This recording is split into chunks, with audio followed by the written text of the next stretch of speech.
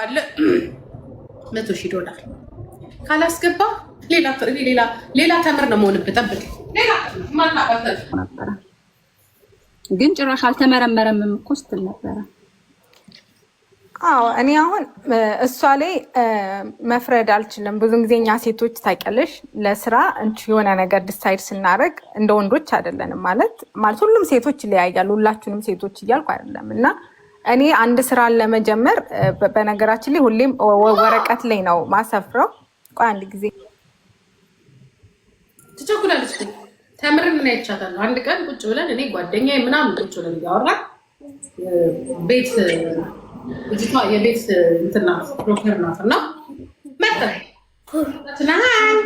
ምናምን አለች ገባች።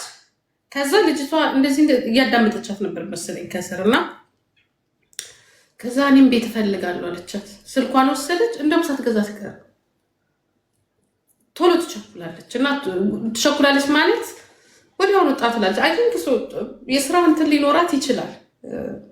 እኔ እናቴ ሁሉም እንደኔ ይሁን። እኔ 10 ዓመት ነው ማስበው አንድ ነገር ላይ አንድ ብር ለማውጣት እኔ 10 ዓመት ነው ማስበው። ይቅርታ አድርጉልኝ።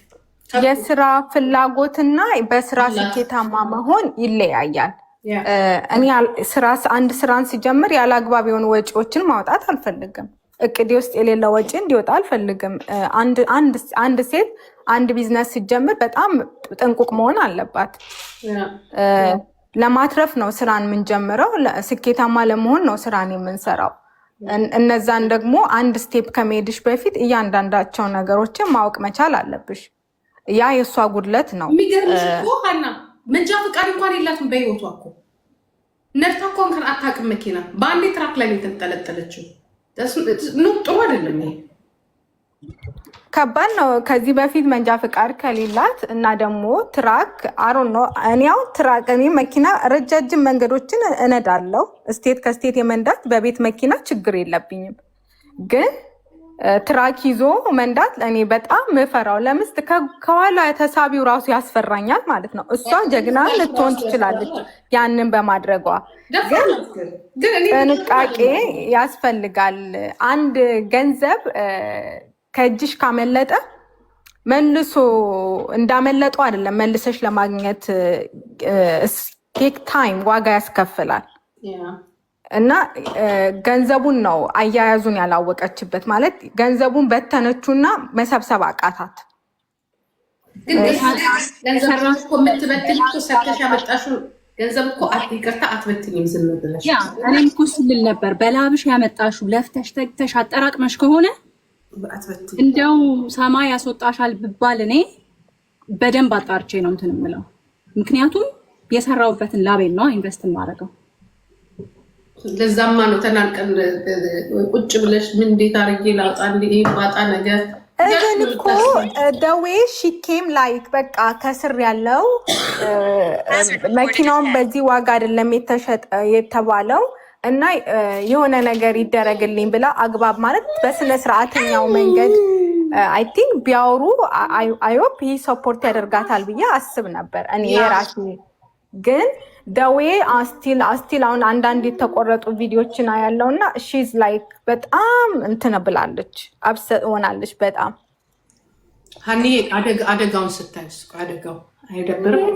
አደጋ አንቺ ከዚህ ኦስተን ላይ መንገድ ላይ በነገራችን ላይ የልጆች አባት እንኳን እሱ የብዙ ሰዎችን ህይወት ነው ይዞ የሄደው። አደጋ የደረሰው አበሻው ማለት ነው። ከሱ አደጋ ስር አምነሽ መግባት አለብሽ። አደጋ መኪና ተሽከርካሪ ነገር ስትይጂ አደጋ ሊፈጠር ይችላል። ያንን ማወቅ መቻል አለባት። እና ቅዱሶች ወይ እግዚአብሔር አይደለንም ምንም ነገር ሳይፈጠር ቀስትሬት ነው አይቻልም። እና አደጋ ሊፈጠር ይችላል። ትንሽ አደጋም ሆነ ትልቅ አደጋ መኪና ይወርቅ እንትን ይላል፣ አደጋ ይፈጠራል። ያንን መጀመሪያ ማሰብ ሃንድል አደርገዋለሁ ወይ ይሄ ነገር ቢፈጠርብኝ። ጥፋቷ ደግሞ የእሷ ከሆነ ገንዘቧን ይዞ ነው መኪናው የሚወርቀው፣ ኢንሹራንስም አይከፍላትም። ገንዘብ በመክፈል አይደለም፣ ገንዘብ ከፍሎ ላይሰንስ ማግኘት ሳይሆን ህጉን በደንብ ትልቁ ችግር ያለው ስፔሻሊ አሁን ትራምፕ ለነገሩ ሊያስተካክለው ነው። ብዙ ላይሰንስ የሚያወጡ ሰዎች አሜሪካን ውስጥ ስፔሻሊ ቋንቋ የማይችሉ ጀስት በአስተርጓሚ ወይም ደግሞ በብዙ ነገር ነው። እነዛ ነገሮች ደግሞ አሁን ብዙ ዳሜጅ እየፈጠረ ስለሆነ ነው ትራምፕ ህጉን እየቀየረ ያለው።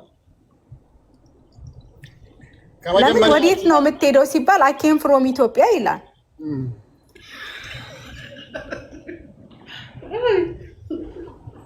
እና እስከባድ ነው እውነት ለመናገር እና አንዳንድ ጊዜ አለመግባባት ራሱ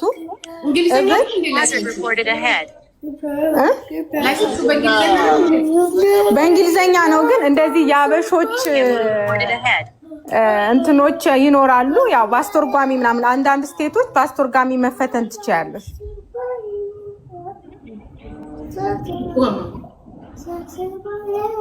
እንደዛማ ከሆነ ያው የአውሮፕላን ሹፌር ነው ነበር አለ። አክቹሊ እንደት ነሽ አንቺ? አለሁ። አሁን የሆነ ቪዲዮ አለኝና የሚገዛኝ ሰው እፈልጋለሁ። የጂቦና የልጅቷ የተነጋገሩትን ቪዲዮ እስካሁን አልወጣም።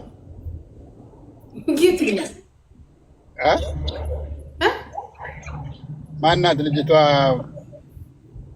ማናት እሷ? የትራኳ እንትን ገንትና ጋዜጣ አላቸው። ታምር የተምርና የጂቦ ነው ማለት ነው። ጆከር አይደለም። ጂቦ ነው። ጂቦ ምን አለ? ዋው ዩ አር ሶ ሰርፕራይዝ። ቆይ እልክልሻለሁ ሌላ ጊዜ። በየት በኩል እንደሚልክልሽ አላውቅም። በስልክሽ እልክልሻለሁ። በዋትስአፕ የድሮ ዋትስአፕ ነው ያለኝ። የድሮ ዋትስአፕ የለኝ። ሌላ ልስጥህ። የሚገርም ነው። ሰው እኮ የሰውን እንትን ለመበላሸት እኮ አይቀመጥም። ታውቂያለሽ? እኔ ምን ያደርግልኛል? ምንም ትልክልኝ። $500 የተስማሙት ቪዲዮ አለኝ።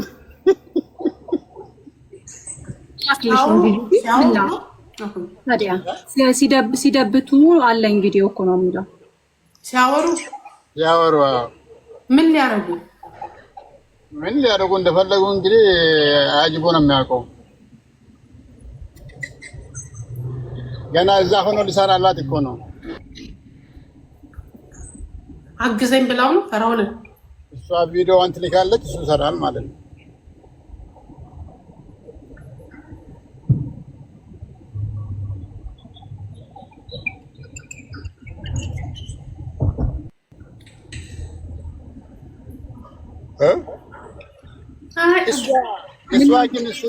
እሱ ቤት ሄዳ ነበር አንድ ጊዜ።